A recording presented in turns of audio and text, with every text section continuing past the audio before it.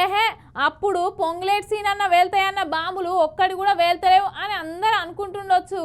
కానీ ఇయాలనో రేపో పెద్ద బాంబే వేలబోతుందిలో గవర్నర్ నుంచి ఉత్తరం కూడా వచ్చింది. అది ఏసీబీ పోలీసు వాళ్ళకు కూడా అందిందట. Enquiry start చేసుడే. ఇక మరి గాముచ్చట ఎంతవరకు వచ్చిందో మనం కూడా అరుచుకుందాం పాండ్రి.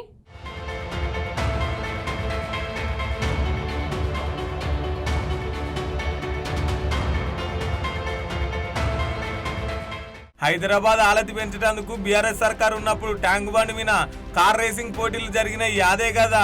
ఇగో ఆ పోటీలనే 55 కోట్లు వేరే దేశానికి ఆర్బీఐ అనుమతి లేకుండా పంపిర్రట. ఇగో గదిని మీద కేటీఆర్ సార్ ను విచారించేందుకు గవర్నర్ పర్మిషన్ లెటర్ ఇచ్చిర్రు. అది మొన్న ఓకే చెప్తూ గవర్నర్ రిటర్న్ ఇచ్చిండు. ఈ లెటర్ ఏసీబీ పోలీసు వాళ్ళకు కూడా అందింది. రేపో మాపో లెటర్ పంపితే రామన్న పోయి అడిగిన క్వశ్చన్లకు అన్నిటికీ సమాధానం చెప్పాలి. అటంక సిరి ఏమైతుంది అనేది తర్వాత ముచ్చట. కానీ అరెస్ట్ చేస్తారని గుసగుసలీన పడుతున్న రామన్న మాత్రం అస్సలు తగ్గుతలేడు. టార్గెట్ కేటీఆర్ కాదు, వేస్తే వేసుకో, ఉత్సా బొత్స నాకేం ఫరకపడేదేం లేదు. ఓ 2 నెలలు 3 నెలలు నువ్వు జైల్లో పెట్టి పైశాచిక ఆనందం పొందుతా అంటే నాకేం అభ్యంతరం లేదు. మంచిగా పోతా, యోగా గీగా చేసుకొని ట్రిమ్గా వస్తా, పాదయాత్ర ఎక్కుతా. కాబట్టి నేను భయపడేటోని కాదు, మేము ఎవ్వరం భయపడేటోళ్ళం కాదు. ఈ ఉడతా ఊపులకు, ఈ హౌలా మాటలకు ఎవ్వడు భయపడడు. రేవంత్ తెలుసుకో. ఇక దీని మీద కాంగ్రెస్ లీడర్ అద్దంకి దయాకర్ అన్నకి ఇట్లా మాట్లాడుకొచ్చిండు. అవినీతి చేసిన వాళ్ళు, అక్రమాలు చేసిన వాళ్ళు అరెస్ట్ కాక తప్పదు. తొందరపడి ఓ కోయిల ముందే కూసింది అన్నట్టు ఈ కేటీఆర్ ఇప్పుడే ఎగురుతుండు కదా.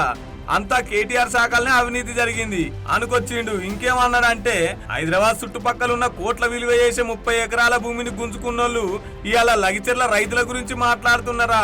అబ్బా భలే విచిత్రంగా ఉందని కారెడ్డలు ఆడుకుంటా అరెస్ట్ తప్పదు, అరెస్ట్ చేస్తాం, అది రూల్స్ ప్రకారం కన్ఫర్మ్ అయితే అని అనుకుంటూ వచ్చిండు.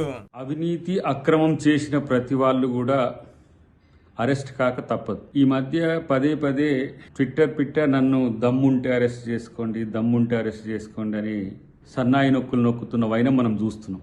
తప్పు చేస్తే, అవినీతి అక్రమాలు చేస్తే, ప్రజల సొమ్మును దోచుకుంటే డెఫినెట్గా అరెస్ట్ తప్పదు.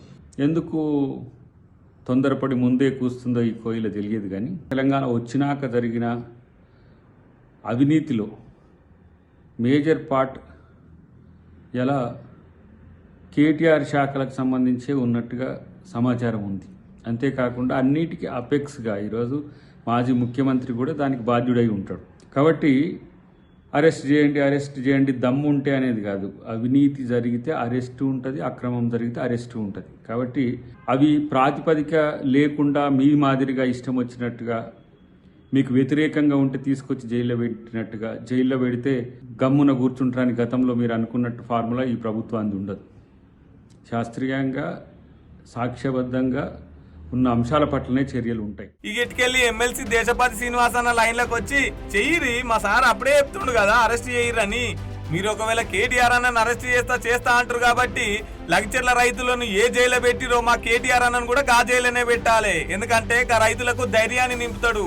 అప్పుడు తెలుస్తుంది రేవంత్ రెడ్డి సంగతి ఏందనేది అనుకుంటూ వచ్చిండు. దాని ఏముంది బిడ్డ, నువ్వు ఎన్నెళ్ళు పెడతావు పెట్టు, ముద్దుగా యోగా చేసుకుంటా అక్కడ. ఆయన జైల్లో యోగా చేస్తే ఈయన రోగం తిరుగుతుంది ఇక్కడ.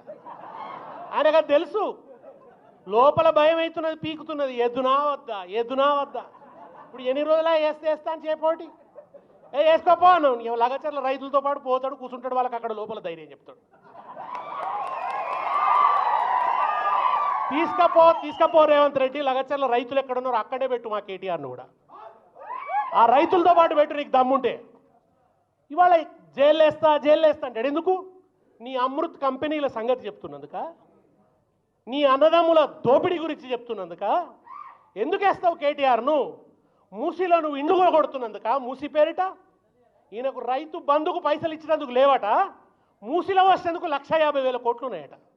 ఇక కేటీఆర్ అన్న అయితే అసెంబ్లీలో చర్చ పెట్టాలి దీని గురించి. అందులో చెప్తా సమాధానం. కానీ 4 గోడల మధ్య ఏంది, చేసుకో అరెస్ట్ చేసుకో అన్నట్టే మాట్లాడుకుంటూ వస్తుండు.